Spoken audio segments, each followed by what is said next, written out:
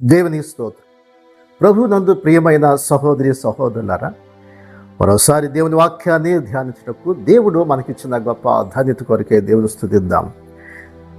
యెహోవా యోసేపునకు తోడేండు గనుక అతడు ఐగుప్తు వర్ధిల్లుచున్నాడని వాక్యం సెలవిస్తుంది. ఆదికాండము 39:2 మనం చదువుకుంటే, అలాగే 3 యెహోవా అతనికి తోడై ఉండేది గనుక అతడు చేసినదంతయు అతని చేతుల్లో యెహోవా సఫలము చేసినని అతని యజమానుడు చూశాడు.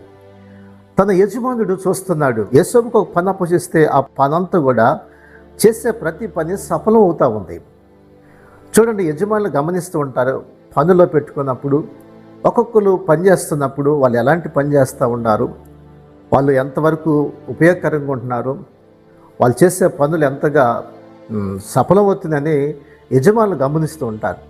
అలాగే ఈ పొతీఫర్ ఇంట్లో చూస్తే యోసేపుకి ఏ పని అప్పగించినా ఆ పని సఫలమైపోతూ ఉంది. అద్భుతంగా అతడు చేసే పనులన్నీ కూడా ఆ పనులన్నీ కూడా చక్కగా నెరవేర్తిస్తున్నాడు.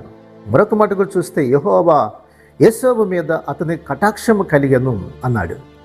మరి యజమానికి యోసేపు మీద ఏం కలిగిందంటే కటాక్షం కలిగింది కనుక అతని యొద్ద పరిచర్య చేయవాడాయను. ఇప్పుడు ఎప్పుడైతే అతని యొక్క పనులన్నీ కూడా సఫలమవుతున్నాయో దేవుడు అతన్ని ఒక్కొక్క మెట్టెక్కిస్తున్నాడు. అతడు బానిసగా అమ్మబడినటువంటి వాడు ఇప్పుడు అతడు ఏం చేస్తున్నాడు, పరిచర్య చేసే యొక్క స్థాయికి వచ్చాడు. అంతేకాకుండా మరియు అతని ఇంటి మీద విచారణకర్తగా అతనిని నియమించాడంట. అంటే పరిచర్య చేసేవాడి నుంచి విచారణకర్త ఎక్కడ ఏముంది అని విచారించి పైన మరి ఆ వ్యవహారాలన్నీ కూడా చూసుకోవడానికి పనుల యొక్క పనులన్నీ కూడా మరి సూపర్వైజర్ పోస్ట్ లాగా వచ్చింది అతనికి. చూడండి, అతడు మరి అంతేకాకుండా అతడు తన యొక్క ఇంటి మీద తనకి కలిగిన అంతటి మీద అతని విచారణకర్తగా నియమించినాడు. అంటే అతనికి తన ఇంటి మీద అంతటి మీద కూడా ఒక విచారణకర్తగా, అంటే పనంతటి మీద అతనికి అప్పగించేశాడంట. ఎంత అద్భుతమైన విషయమో చూడండి.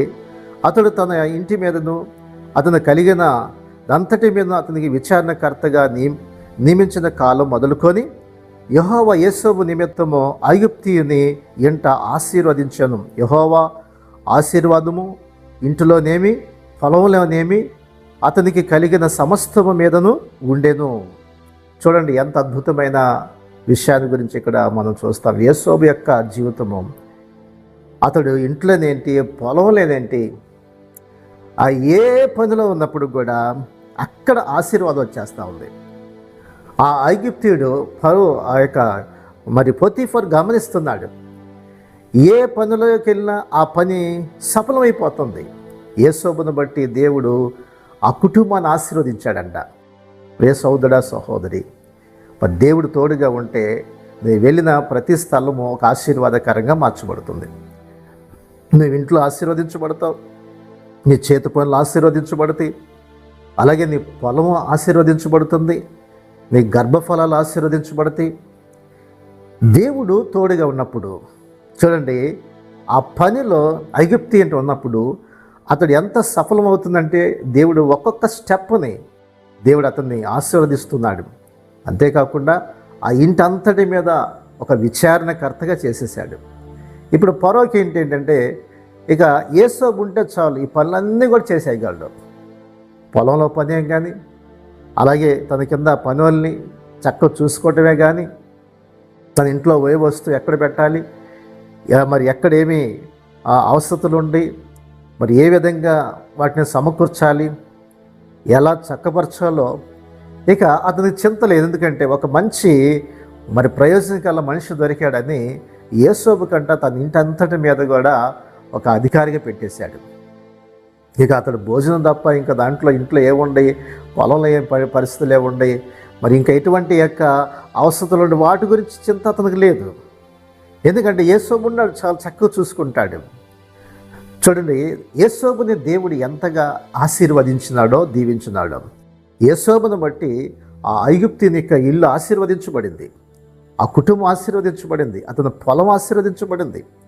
మరి అతని యొక్క అతనికి అర్థమైపోయింది ఏంటంటే యేసోబు ఉండటం వల్ల మనకు ఆశీర్వాదం వస్తుందని గ్రహించినాడు.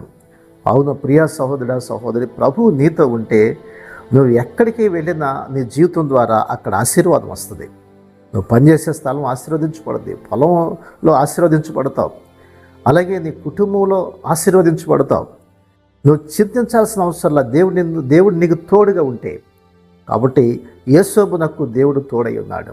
కాబట్టి ప్రభువు నీకు తోడుగా ఉంటే, ఆయన సన్నిధి మనతో ఉంటే మన జీవితాలు చాలా ఆశీర్వదించబడి దీవించబడతాయి. కాబట్టి దేవుని యొక్క సహాయం కొరకు ఆయన, అందుకే యేసోబు వదిలటానికి కారణం ఏంటంటే యెహోవా తోడుగున్నాడు. యేసోబుకి తల్లిదండ్రులు లేరు, అన్నదమ్ములు లేరు, ఎవరు కూడా దానికి దగ్గర లేరు. కానీ దేవుడు అతన్ని విడిచిపెట్టలా, దేవుడే తోడుగున్నాడు.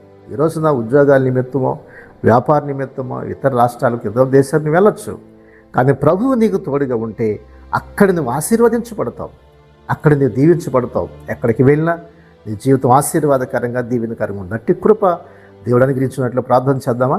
ప్రార్థన చేసుకుందాం. పరిశుద్ధుడా, ప్రేమ గల తండ్రి, వాక్యాన్ని వింటున్నాం మా ప్రియ సహోదరులందరి కొరకు ప్రార్థిస్తున్నాం. యేసోబుకు తోడుకున్నట్లుగా తండ్రి నాయన ప్రతి ఒక్కరికి మీరు తోడుగా ఉండండి. ఫలభరితంగా, ఆశీర్వాదకరంగా, దీవెనకరంగా చేయనాయన. యేసోబును అంచెలంచెలుగా మీరు పైకి తీసుకొచ్చారు.